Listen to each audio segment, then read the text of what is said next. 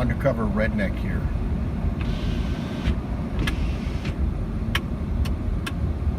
We're going to talk about bug out bags. I want to talk about the whole philosophy of bugging out. Why am I showing you traffic? Well, how many of these people do you think are prepared? How many are prepared for the lights to go out? For the gas stations to be closed? For the supermarkets to be closed? How many of them? Where are they going when it happens?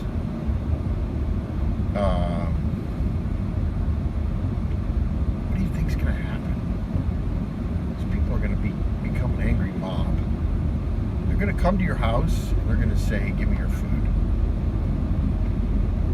They're going to tell you they're starving. You're going to say, "What? I'm sorry, I don't have any food to share with you." Something to think about. Society's changed a lot just in my lifetime, and I think it's scary. The prospects of that happening is catastrophic.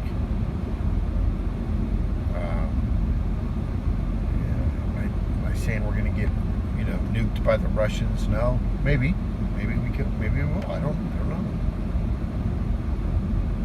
But chaos and turmoil, if something goes bad, could come in a variety of different packages, people, right? All right, so bugging out. I'm not bugging out.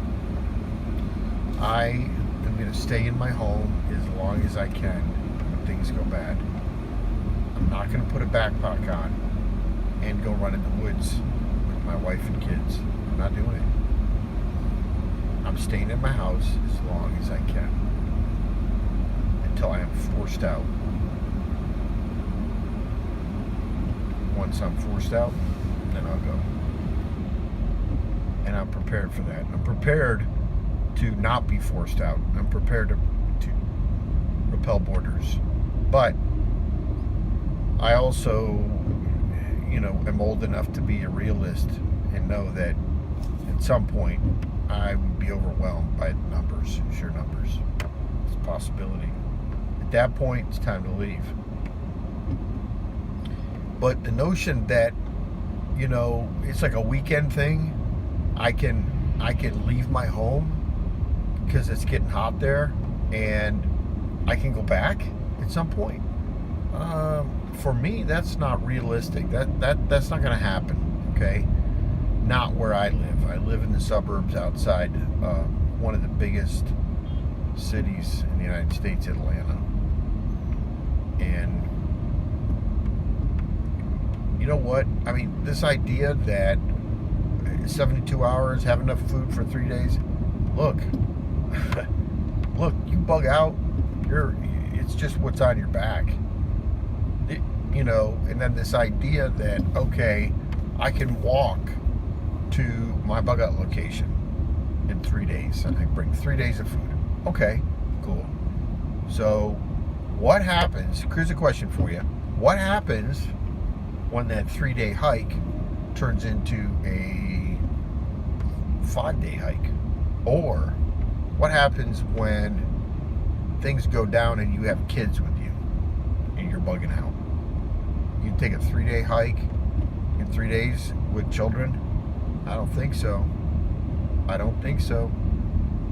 What about martial law? What about you can't be on the streets? Right? There's riots and they say nobody on the street. Can't be on the street. What are you going to do then? You're going to have to travel at nighttime. You want to bug out, you have to travel at nighttime. Now that 3-day hike is turned into a 10-day hike because you only travel at nighttime and you hide in the woods in the daytime. All right, maybe I'm morbid on this thing, but what do you think it's going to be? It's not going to be a vacation. It's not going to be the romance of bugging out. Before I go any further, let me say, I have a bag. I don't care I don't call it a bug out bag, because to me, I may have to sustain myself for longer than 72 hours in the woods. I may have to have semi-permanent ability to be in the woods, to be away from my home, away from all, the hot showers, refrigerator, the drive-throughs.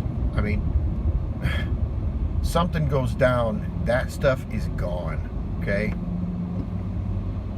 The idea of me leaving and coming back, or leaving and going someplace else and starting renewing my life and just picking up where I left off, it's not happening, man. It's not happening. And even think about it that way, like we can jump in a car and go home when the bug out's over. It's not going to happen. It's just not. I'm not convinced of it. So my bag's a little bit more, definitely more of an inch bag. Heavy on tools, and I know it. I do carry food, but you know what? Realistically, I'm going to have to catch my own food, at least till I can, get to where I need to be. I don't think it's realistic, and I don't think it's realistic to think that you can stay in your home indefinitely either. Sad to say.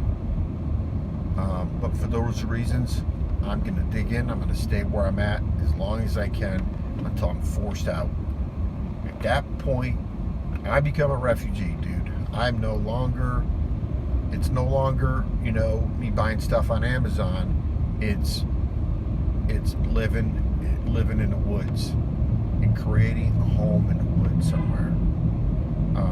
Whether that's like-minded people or whatever, but staying in the home is, and I know I hear all this about groups. I'm in on groups. I love groups. But where's your food? We're stockpiling all this food. Where is it? It's in your home. Where are your guns? Where's your ammo? Are you going to carry 3,000 rounds of 5.56 on your back? No, you're not. Are you going to carry 100 pounds of rice on your back? No, you're not. Are you going to put on your kids' back? No. So this is my thinking, okay? My thinking is it's unrealistic to expect it to be some romantic thing where I can do my thing and still come out of this thing and go back home. It's not going to happen. If I'm not in my home and I have to abandon my home, what's going to happen when I leave? Someone's going to break in and they're going to take what's left. They're going to take what's left. And that's it. So, undercover redneck out.